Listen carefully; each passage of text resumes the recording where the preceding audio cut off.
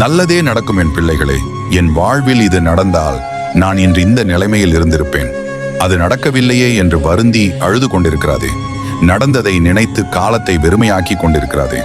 நடந்தவை அனைத்தும் உன் நன்மைக்கே. இனி நடக்கப் போவதும் நன்மைக்கே. என்னை நம்பும் பக்தன் நீ.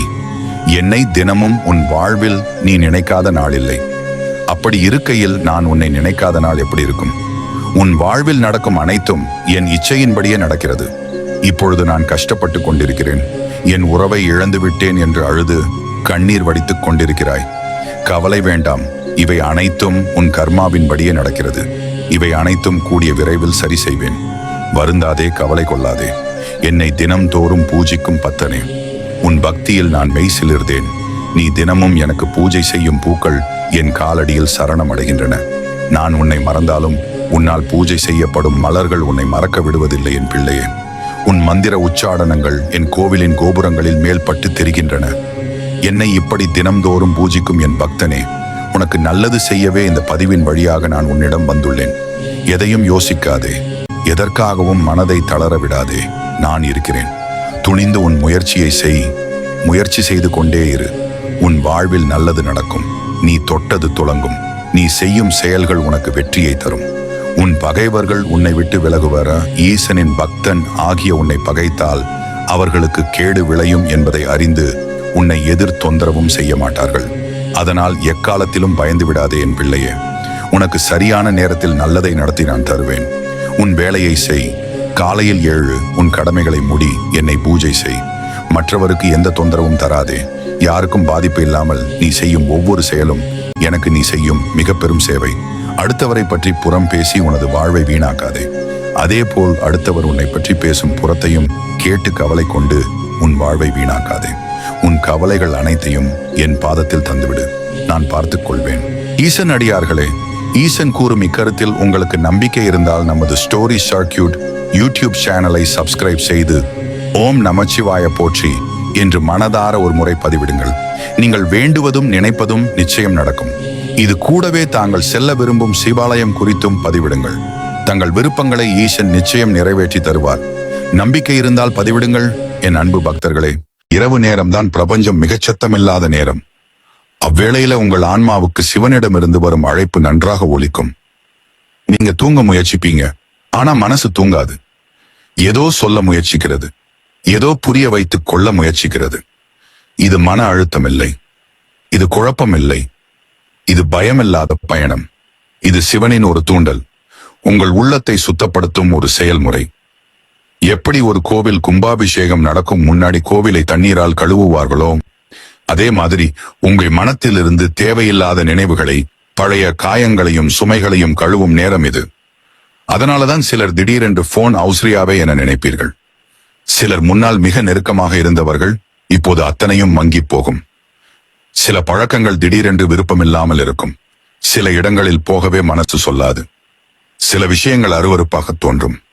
இது எல்லாம் உங்கள் ஆன்மா பழைய தளத்தில் இருந்து வெளியே வந்து புதிய தளத்தில் நின்றுவிட முயற்சிப்பதால் தான்.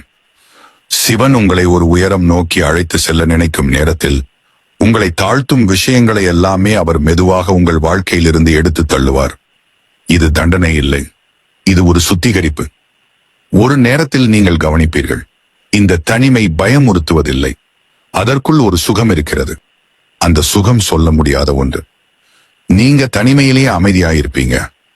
இந்த அமைதி எந்த மனிதரும் தர முடியாதது. அது ஒரு தெய்வீக அமைதி. இவ்வாறாக உள்ளம் மெதுவாக சிவனின் பக்கத்துக்கு நகரும்.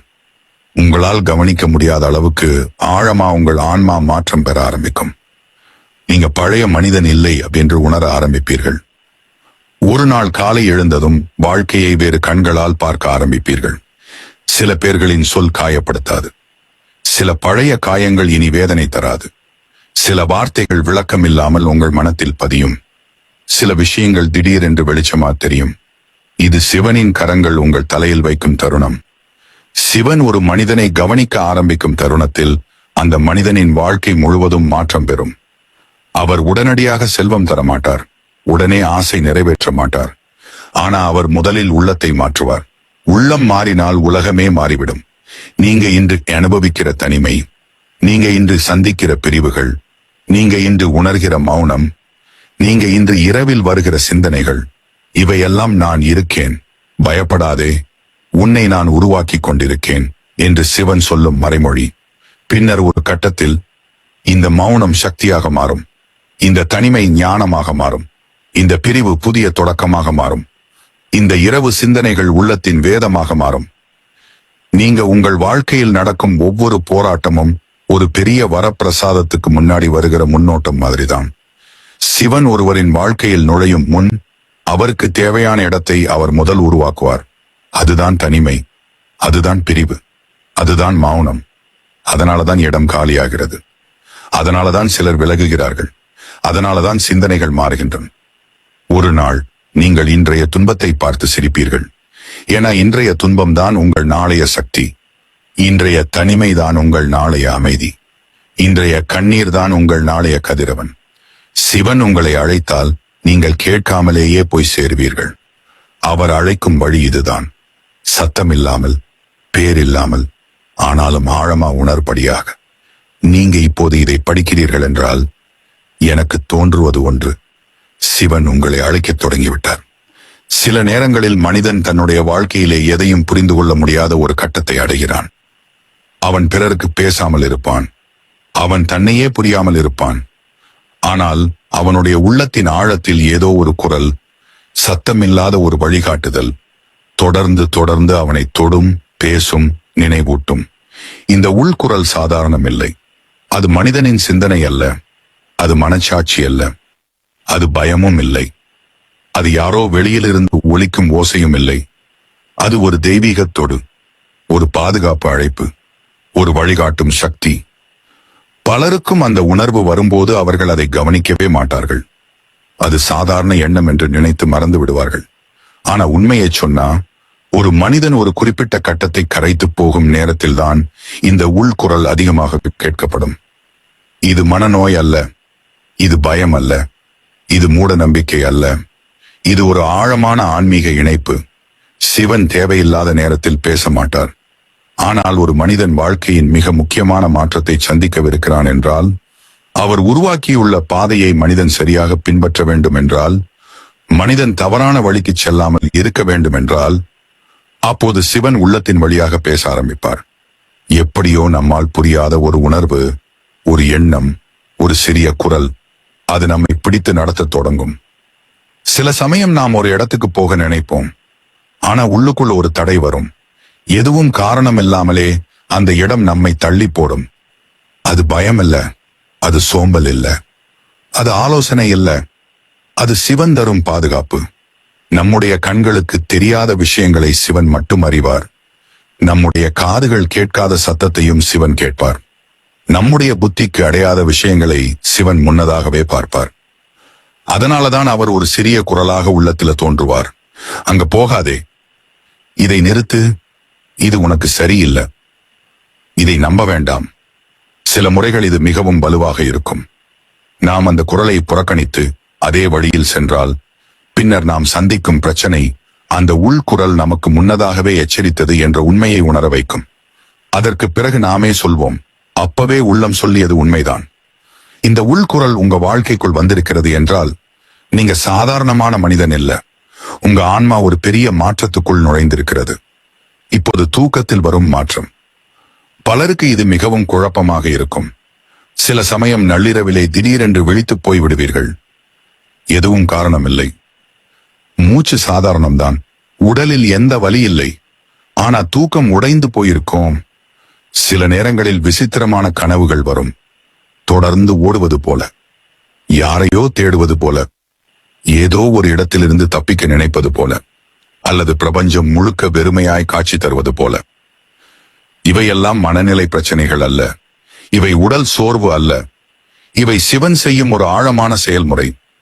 தூக்கம் என்பது மனிதனின் உடலுக்கு ஓய்வு, ஆனால் ஆன்மாவுக்கு அது ஒரு கண்ணாடி. ஆன்மா பேசும் நேரம் இரவுதான், சிவன் அதிகமாக வேலை செய்யும் நேரமும் இரவுதான். பகலில் நாம் சத்தத்தால் நசுங்கி கிடக்கிறோம், மனதில் 1000 எண்ணங்கள், உலகம் முழுக்க ஓட்டம். அதனால் ஆன்மாவுக்கு பகலில் செய்தி சேராது. ஆனா இரவில் உலகம் அமைதியாகும் போது, உள்ளம் வெறுமையாகும் போது, உடல் ஓய்வடையும் போது, அதுதான் சிவன் நம்முடைய உள்ளத்தை திறந்து மாற்றுவார். இது ஒரு புதுப்பிப்பு, ஒரு மறுபிறப்பு, உள்ளத்தின் புது வடிவமைப்பு. அதனால்தான் சிலருக்கு தூக்கம் மாறிவிடும். சிலர் நடு இரவில் விழிப்பார்கள். சிலர் ஆன்சைட்டி இல்லாமலே திடீர் பயம் அனுபவிப்பார்கள். சிலர் இரவு 3 மணி முதல் 5 மணி வரை அதிகமாக விழிப்பார்கள். இது தெய்வீக நேரம்.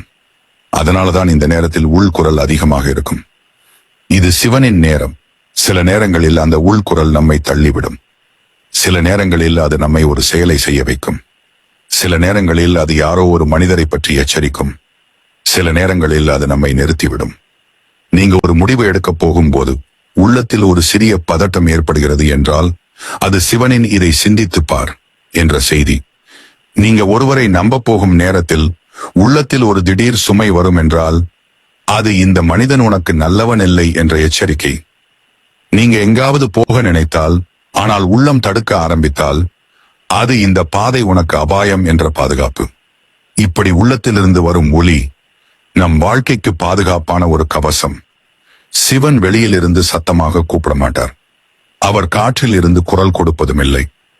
அவர் உங்கள் உள்ளத்தில் ஒரு மெதுவான குரலாகவே வருவார். அந்த குரலை புரிந்து கொண்டால் வாழ்க்கையில் பெரிய தவறுகள் நடக்காது.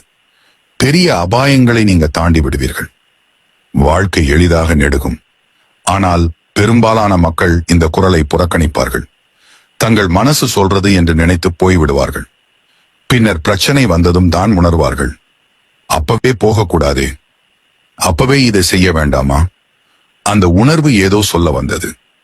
இந்த உணர்வு, இந்த குரல், இந்த தடை, இவையெல்லாம் சிவனின் தொடர்பு மொழி. இந்த குரல் வந்தால் ஒரே ஒரு விஷயம் மட்டும் நிச்சயம். உங்கள் வாழ்க்கை ஒரு புதிய திசைக்கு சென்று கொண்டிருக்கிறது. உங்கள் பழைய சுற்றம் உடைந்து கொண்டிருக்கிறது. புதிய மனிதர்கள் வரப்போகிறார்கள். பழைய பாதைகள் மூடப்படுகின்றன. புதிய பாதைகள் திறக்கப்படப் போகின்றன. உங்கள் உள்ளம் ஒரு புதிய வெளிச்சத்தை தேடுகிறது. ஒரு விதத்தில் சொல்லப்போனால் சிவன் உங்களை தன் பாதைக்கு அழைத்து செல்ல தயாராகிறார். உள்ளம் பேசும் குரலை பயப்பட வேண்டியதில்லை. அதை பின்பற்றினால் அது வாழ்க்கையை பாசாங்கில்லாத உண்மைக்கு அழைத்துச் சென்றுவிடும். சில நேரங்களில் அந்த குரல் நம்மை அழ வைக்கும். சில நேரங்களில் அது நம்மை வலியில் இருந்து வெளியில் தள்ளும். சில நேரங்களில் அது மனதை உடைத்து சுத்தமாக்கும். சில நேரங்களில் அது நம்மை தனிமைக்கு இட்டுச் செல்லும். ஆனா இது எல்லாமே ஒரு பெரிய காரணத்துக்காக. சிவன் ஒருவரை பிடிக்க ஆரம்பித்தால் அந்த மனிதன் இன்றைக்கு இருக்கிற மனிதன் இல்ல. அவர் நாளைக்கு மாறி பிறக்கப் போகிறார். இந்த உள்குரல், இந்த தடை, இந்த கனவு, இந்த இரவு விழிப்பு, இவையெல்லாம் அவர் உங்களிடம் சொல்வது. நான் உன்னை தெரிஞ்சுகிட்டேன். நான் உனக்கு வழிகாட்டப் போறேன். நீ பயப்படாதே. நீ தவறாக போகக்கூடாதென்று நான் உன் மனத்தில் பரிவாக பேசுறேன். நீங்க இதை உணர்கிறீர்கள் என்றால் நீங்க சிவனால் தேர்ந்தெடுக்கப்பட்டவன். மனிதன் விழித்திருக்கும் போது அவன் காணும் உலகம் ஒன்று. ஆனா அவன் தூங்கும் போது பார்க்கும் உலகம் முற்றிலும் வேறொரு நிலை. விழிப்புணர்வு உலகம் உணர்ச்சிகளால் நிரம்பி இருக்கலாம். ஆனா கனவு உலகம் ஆன்மாவால் நிரம்பி இருக்கிறது. அது சாதாரண படங்கள் அல்ல. அது நமது விழிப்புணர்வில் மறைந்து கிடக்கும் ரகசியங்கள் அல்ல. அது பிரபஞ்சத்தின் ஒரு நிழல் அல்ல. கனவில் வரும் சில விஷயங்கள் சாதாரணமில்லை. அவை மூளையின் விளையாட்டல்ல. அவை மன அழுத்தத்தின் பிரதிபலிப்பும் இல்லை. சில கனவுகள், குறிப்பாக சில சின்னங்கள், சில நிகழ்வுகள், சில தருணங்கள், அவை ஒரு அழைப்பு, ஒரு எச்சரிக்கை, ஒரு வழிகாட்டல். வாழ்க்கையின் ஒரு குறிப்பிட்ட கட்டத்தில் ஒரு மனிதன் சிவனை நோக்கி நடக்க ஆரம்பிக்கும் தருணத்தில் அவன் கனவுகள் மாறிவிடும். பொதுவாக வரும் கனவுகள் மறைந்து ஆன்மீகத்துக்கு இணைந்த கனவுகள் தோன்ற ஆரம்பிக்கும்.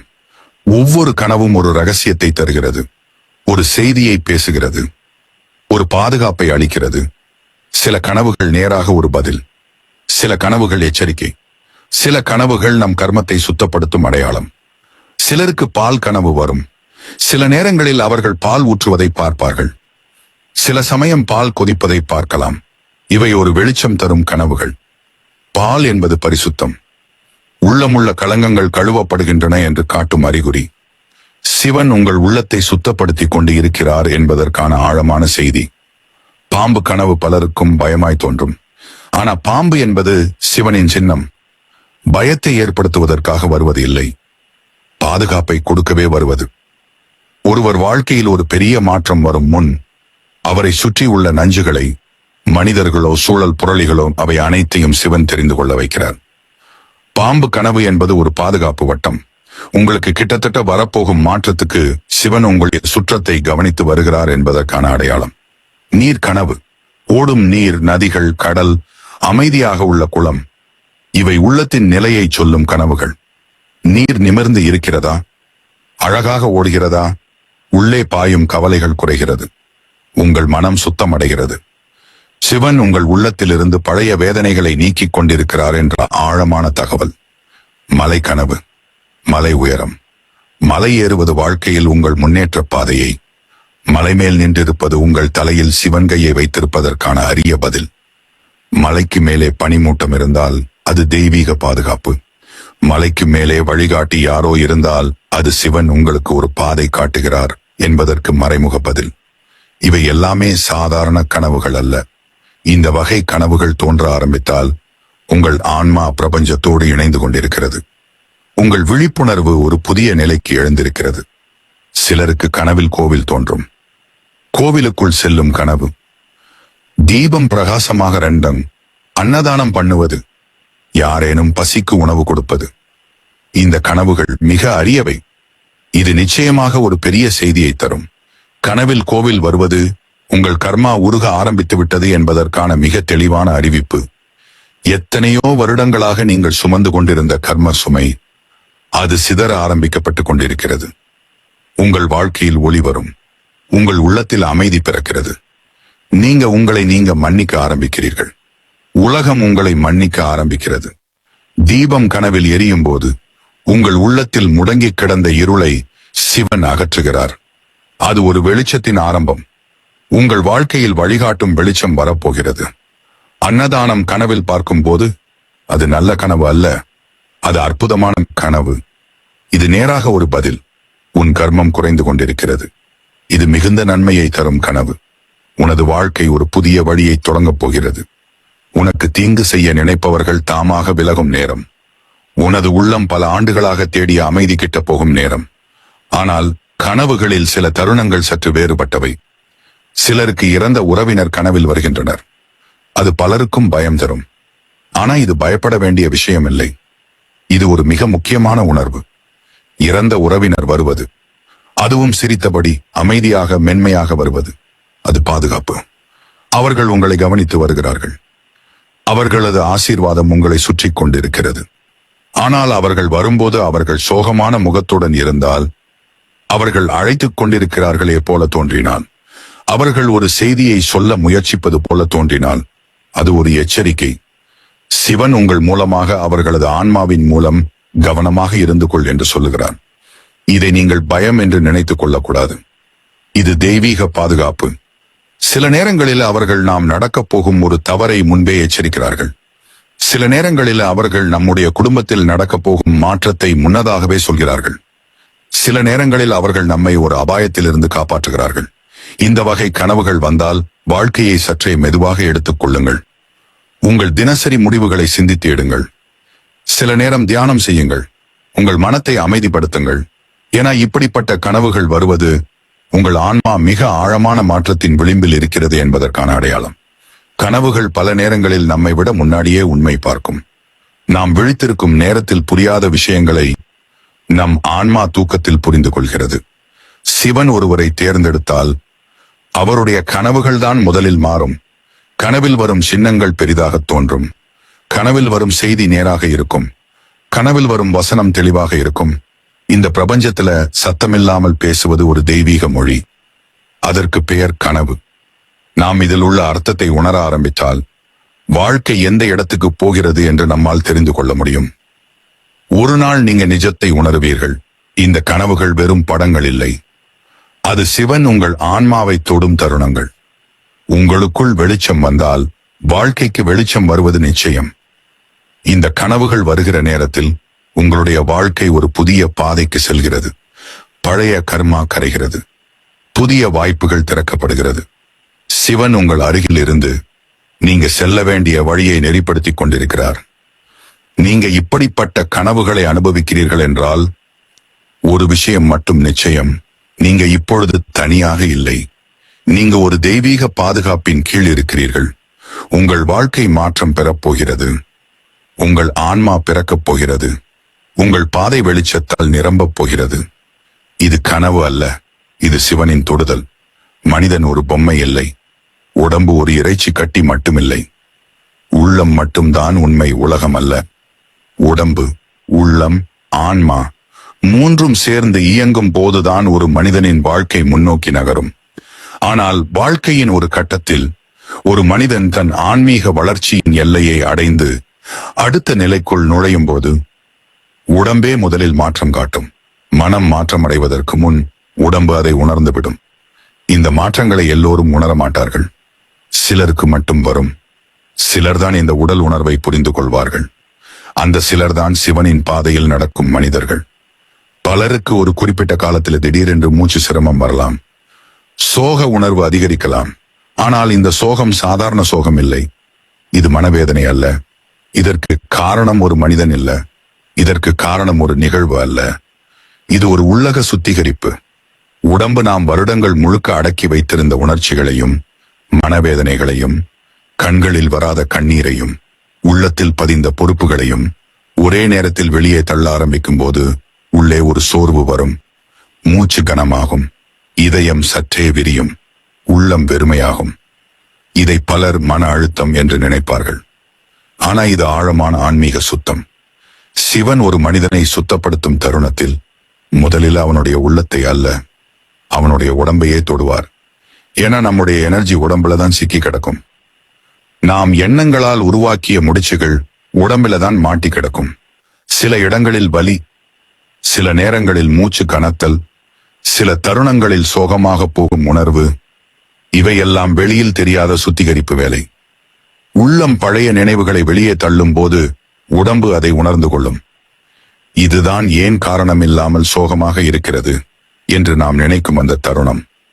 சிவன் மெதுவாக நம் உள்ளத்துக்குள் நுழையும் போது உடம்பு அதற்கு தயாராவதற்காக பழைய நஞ்சுகளை வெளியே தள்ளும். அது உணர்ச்சி கண்ணீராக இருக்கலாம். அது ஒரு விதமான மூச்சுக்கனமாயிருக்கலாம். அது ஒரு ஆழமான சோர்வாகவும் இருக்கலாம். இந்த மாற்றங்கள் வரும்போது பலருக்கு திடீரென்று கோபம் வரும். எந்த காரணமும் இல்லாமலே மனம் சினங்கிவிடும். சில நேரங்களில் ஒரு வார்த்தை கூட நம்மை உடைத்துவிடும். நம்மையே புரிந்து கொள்ள முடியாத நிலை வரும். ஆனா இந்த கோபம் சாதாரண மனிதன் கோபம் அல்ல. இது உள்ளத்தில் சிக்கி கிடந்த உணர்ச்சிகள் ஒரே சேர வெளிவர முயற்சிக்கும் அழுத்தம். ஒரு பனிமலை உருகுவது போல உள்ளத்தின் பனி உருக ஆரம்பிக்கும் நேரம் இது. அதனால்தான் சில நிமிடங்கள் கோபம், அடுத்து திடீரென அமைதி. அது நம்முடைய மனசு பைத்தியம் பிடித்தது அல்ல. அது சிவனின் வேலை.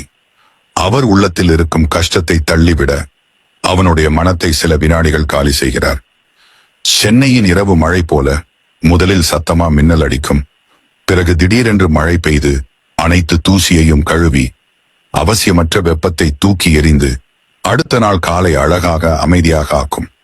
அதே மாதிரி கோபம் என்பது உள்ளத்தின் மின்னல். அமைதி என்பது இறைவன் கொடுத்த மழை. சிலருக்கு திடீரென்று உடம்பு சோர்வாகிவிடும்.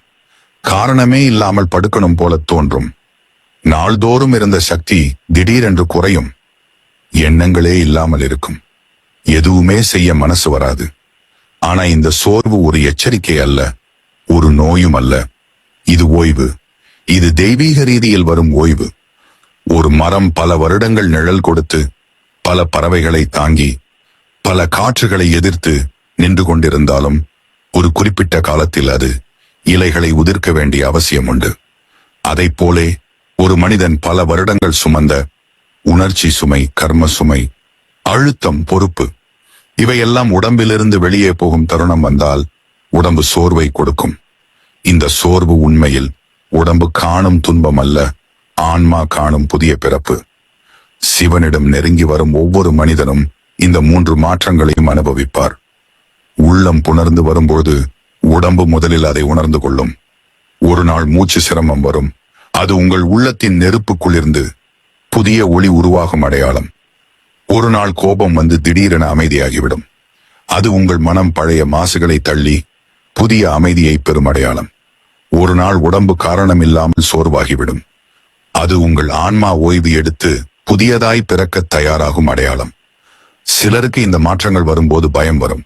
ஏன் இப்படி நடக்குது? ஏன் நானே புரிகிற மாதிரி இல்ல? ஏன் உடம்பு ஓய்வு கேக்குது, ஏன் மனசும் உடம்பும் ஒரு மாதிரி இல்ல? ஆனா உண்மைய சொன்னா இது உங்களை இறைவன் கவனிக்க ஆரம்பித்ததற்கான மிக ஆழமான சிக்னல். சிவன் ஒரு மனிதனை தொடும் நிறைவு தருணத்தில் அவன் உள்ளத்தை மட்டும் அல்ல, அவன் உடம்பையும் மாற்றுவார். ஏன்னா ஆன்மா போகும் வழி உடம்புதான். பல வருடங்களாக நம்முள் இருந்த காயங்கள், பயங்கள், நினைவுகள், அவை அனைத்தும் உடம்பின் சில பகுதிகளில் எனர்ஜி அடைப்பு ஏற்படுத்தும். சிவன் அதை உடைத்து உள்ளத்தில் வெளிச்சம் வர உடம்பை முதலில் சுத்தப்படுத்துவார். அதனால்தான் சோர்வு வரும், உணர்ச்சி கடந்து போகும், மூச்சு மெல்ல மாறும், உள்ளம் வெறுமையாகும். ஆனா சில நாட்கள் கழித்து மாறும். உள்ளம் தெளிவு பெறும், உடம்பு லேசாக இருக்கும், மூச்சு சீராகும், மனம் அமைதியாகும், இருள் அகலும், ஒளி பெருகும். நீங்க யார் என்று கூட தெரியாத ஒரு புதிய மனிதனாக நீங்க மாறிப் போவீர்கள். இது எல்லாம் ஒரு பாதை, ஒரு பயணம், ஒரு தெய்வீக அழைப்பு. உடம்பில் வரும் இந்த மாற்றங்கள் உங்கள் வாழ்க்கையில் அடுத்த கட்டம் வருகிறது என்ற மிக தெளிவான செய்தி. இவை எதுவும் தண்டனை அல்ல, இவை எதுவும் சாபமும் அல்ல, இவை அனைத்தும் ஆசீர்வாதத்தின் ஆரம்பம். ஈசன் அடியார்களே, சிவபெருமான் கூறும் இக்கருத்தில் தங்களுக்கு நம்பிக்கை இருந்தால் அந்த சிவபெருமானை மனதில் நினைத்து ஹரஹர மகாதேவா என்று ஒருமுறை மனதார பதிவிடுங்கள். மகனே, என் மீது கொண்ட உன் பக்தியை காண நான் மிகுந்த ஆனந்தம் அடைகிறேன். உனது எண்ணங்கள் தூயவை, உன் விருப்பங்கள் நியாயமானவை. ஆனால் நினைத்ததெல்லாம் உடனே நிஜமாகிவிட வேண்டும் என்று எண்ணுவது மனித குணம். ஆனாலும் நான் உனக்கு சொல்ல வேண்டியது ஒன்று இருக்கிறது. வாழ்க்கை என்பது ஒரு உழைப்பு. அதில் ஒவ்வொரு பருவத்திற்கும் ஒரு அர்த்தம் உண்டு. நீ இப்போது எதிர்கொள்ளும் சோதனைகள், இடையூறுகள், all these are not punishments but preparations. ஒரு வித்து பூமிக்குள் புதையும் போது அது வெளியில் வருவதற்கு நேரம் எடுக்கும். அதுபோல் நீ இன்று விதைத்த நன்மைகள் நாளை மலரும். ஆனால் அதற்குள் பொறுமை வேண்டும், நம்பிக்கை வேண்டும், முயற்சி தொடர வேண்டும். நீ நினைப்பது போல ஒரு நாளில் எல்லாம் நிகழ்வது இல்லை. ஆனால் ஒவ்வொரு நாளும் நான் உன் பக்கத்தில் இருக்கிறேன். உன் கண்ணீரை நான் காண்கிறேன். உன் இரவில் நான் ஒளியாக இருக்கிறேன். நீ வீழ்வது போல தோன்றினாலும் அது என் திட்டத்தின் ஒரு பகுதியாகத்தான் இருக்கும். காரணமின்றி நான் உனக்கு துயரம் தர மாட்டேன். காரணமின்றி நான் உனக்கு தாமதம் செய்ய மாட்டேன். நீ என் பாதத்தில் விழுந்தபோது உனது சுமைகளை நான் ஏற்க உறுதியெடுத்தேன். ஆனால் ஒரு பெரிய பொருள் தரப்படுவதற்கு அது தக்கதான இடத்திலும் காலத்திலும் நிகழ வேண்டும். உனது ஆசைகளை நான் மறுப்பதில்லை, ஆனால் அதை உனக்கே உகந்த நாளில் தருவேன். சூரியன் கூட தன் நேரத்தில் தான் உதிக்கிறான். உன் நேரம் வரும், உன் வெற்றி உன்னை தேடி வரும். பொறுமையாக இரு மகனே, நான் உன்னை மறந்ததில்லை. உனது ஒவ்வொரு நிமிட உழைப்பும் என் கண்களில் பட்டு கொண்டிருக்கிறது. நாளை உன் வாழ்க்கையில் ஒளி பிறக்கும். ஆனால் இன்று இருள் உன்னை வலிமை பெறச் செய்கிறது. இந்த இருளுக்கும் ஒரு அர்த்தம் உண்டு. என் மீது நம்பிக்கையை இழக்காதே. சிரமங்களை எதிர்கொள். நீ நடக்கின்ற பாதை அது சிக்கலானதாக இருந்தாலும் அதன் கடைசியில் நான் காத்திருக்கிறேன். நீ ஒருவனாக இல்லை, உன் உள்ளம் முழுவதும் நான் இருக்கிறேன். வாழ்க்கை உன் கையில்தான், ஆனால் அதனை நான் வழிநடத்துகிறேன். என் மீது வைத்துள்ள உன் நம்பிக்கையால் எல்லாம் நன்மையாக முடியும். இந்த வாழ்க்கை நான் கொடுத்தது, இதை நீ நிம்மதியாகவும் சந்தோஷமாகவும் வாழ என்னால் என்ன செய்ய முடியுமோ அனைத்தையும் நான் செய்வேன். கலங்காதே, முயற்சி செய். வாழ்க்கை வசப்படும், நாம் ஆசைப்படும் எதுவும் நடக்கவில்லை என்று எந்த நொடியிலும் வருந்தாதே. இப்போது நாம் ஆசைப்பட்டது நடக்கவில்லையே என்று வருந்தியலாதே. மற்றவர்கள் நம்மை பற்றி என்ன நினைப்பார்கள் என்றும் எண்ணாதே. மற்றவர்களுக்காக உன் வாழ்க்கையை என்றும் வாழாதே. அது நான் உனக்கு தந்த வாழ்க்கைக்கு நீ செய்யும் துரோகமாகும். மேலும் மற்றவர்களுக்காக நீ வாழ ஆரம்பித்தால் உன் வாழ்க்கை முழுவதும் மற்றவர்களுக்காகவே நீ வாழ வேண்டியதாக இருக்கும். உன்னுடைய வாழ்க்கை உனக்காக நான் தந்தது, அதை நீ உனக்காக வாழ வேண்டும். என்னை நினைத்து இறைப்பணியில் மற்றவர்களுக்கு எந்த விதத்திலும் தொந்தரவு தராத வகையில் உன்னுடைய வாழ்க்கை அமைந்தாலே போதும். உன்னுடைய கர்மா நல்ல விதமாக அமையும். அது எப்போது நடக்க வேண்டுமோ அப்போது அதை நான் நடத்தி தருகிறேன். அதுவரை காத்திரு, காலம் கனியட்டும். நீ நினைத்தது இப்போது நடக்காமல் இருப்பதே நான் உங்களுக்கு செய்யும் பேர் உதவி. அது இப்போது நடந்தால் நீ வருத்தப்படவும் செய்யலாம். எனவே உனக்கு எது சரியோ அது உன்னை விட எனக்கு நன்றாக தெரியும். என் மேல் அனைத்து பாரத்தையும் போட்டுவிட்டு உன் அடுத்த வேலையை பார்க்க புறப்படு. எல்லாம் நன்மைக்கே என்று